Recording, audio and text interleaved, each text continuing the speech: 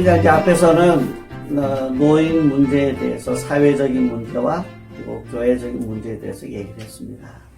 자, 그럼 이 문제를 어떻게 풀어갈까요? 저는 이것을 노인 신앙 교육이라고 하는 측면에서 풀어보려고 합니다. 자, 노인 신앙 교육이라고 얘기할 때에 그냥 신앙 교육만 시키면 된다?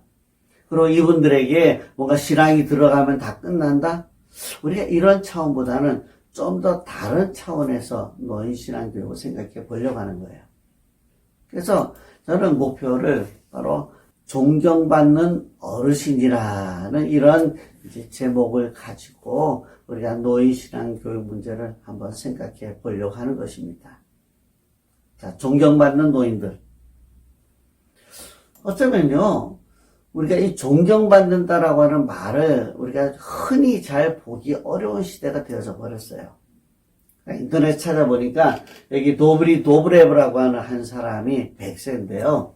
자, 이분에 대해서 이제 얘기하면서 이 늙은 할아버지는 전 세계에서 가장 존경할 만한 사람입니다. 라고 그렇게 소개를 하고 있어요.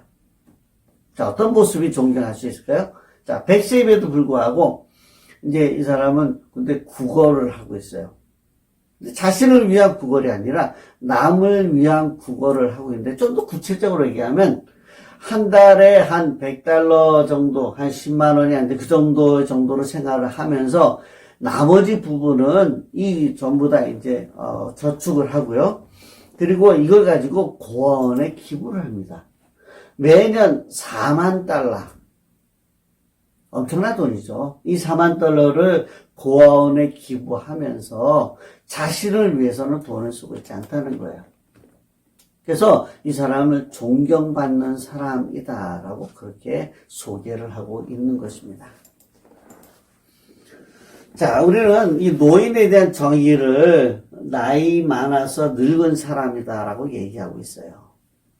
그러나 이 노인이라는 말을 노인 스스로가 듣기 싫어합니다.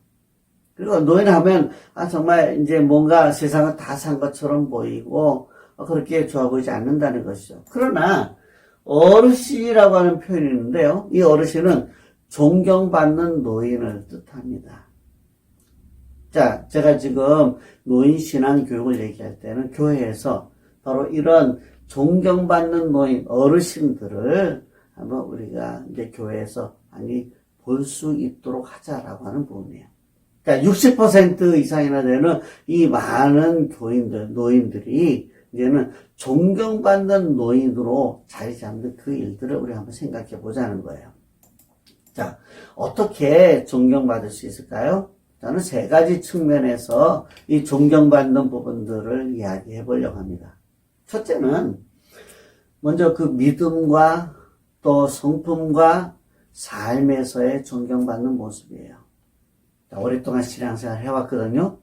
그러면 그 믿음의 모습은 정말 존경할 만큼 젊은이들이 그들을 보면서 존경하면서 따라갈 수 있는 어떤 그런 모습이라는 거예요. 그리고 그 믿음 안에서 변화되어진 성품, 그리고 그 삶의 모습이 정말 존경할 수 있어야 된다라고 하는 거예요. 자, 그런데요, 오늘날 이 교회에서나 우리 사회에서 이 젊은 세대와 또 노인 세대가 서로 소리 지르고 또 서로 그렇게 갈등을 일으키고 있다라고 하는 이 부분이죠. 자, 어쩌면 이 노인들은요, 그 인품에 있어서 젊은이들을 또 우리 아이들을 품고 또 그들에게 그 신앙의 인격을 보여줄 수 있어야 된다는 거죠. 그래야 이제 존경받는 그런 노인이 될 수 있다라고 하는 측면이죠. 다음 두 번째는요, 믿음의 봉사와 섬김의 열매를 주님께 돌려드리는 어떤 그런 모습이에요. 젊은 시절에 우리들은 이제 봉사하고 섬긴다고 얘기를 합니다. 자, 그러나 여러분, 우리 젊은 시절에는 자녀 양육하고요. 그다음에 우리의 생업이 있어요. 일이 있어요. 여기에 쫓아다니면서 어쩌면 우리가 마음껏 주님을 섬기고 마음껏 이 믿음의 열매를 돌려드리지 못했다라고 하는 사실이죠. 그러나 여러분, 나이가 들었다라고 하는 건, 노인이 되었다는 것은요, 자녀 독립하고 또 우리의 일에 있어서도 이제 자녀들로부터 부양을 받을 수 있고, 우리가 어쩌면 생업에 뛰어다니는 그런 여정이 아니라면 우리 좀 더 이제 남을 위해서 봉사하고, 그리고 이제는 뭔가 우리가 이 섬김의 열매를 주님께 올려드릴 수 있는 그런 모습이 되어진다는 거죠.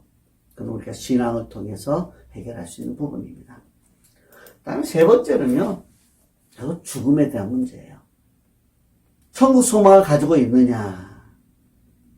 우리 인생이 길어지면서 100세 시대라고 얘기합니다. 그런데 우리가 나이 들면서 결국은 우리가 어떻게 더 누리고 어떻게 잘 먹고 잘 살 것인가, 웰빙, 웰다잉 이런 얘기들을 하고 있다는 것이죠. 정작 죽음에 대해서는요, 부인하고 두려워하고 여기에 대해서 해결하지 못한 모습들이 많이 나타난다라고 하는 거예요. 인생의 황혼은 아름다워야 됩니다. 그런데 이 죽음 문제가 해결되지 않으면 결코 그렇지 않다는 거예요. 죽음 문제는요, 믿음을 통해서 해결할 수 있는 거예요. 자, 이 노년의 모습에 대해서 우리가 한번 생각할 때, 언제 죽음을 생각하나라고 하면요, 다른 사람들이 죽을 때, 공허하고 외로울 때, 결국 이분들은 우리 주위에서 여러 사람이 죽는 모습을 보면서 결국은 그것 때문에 두려워하고요. 또 죽음하면 떠오르는 말이 두려움과 평온과 어두움과 끝.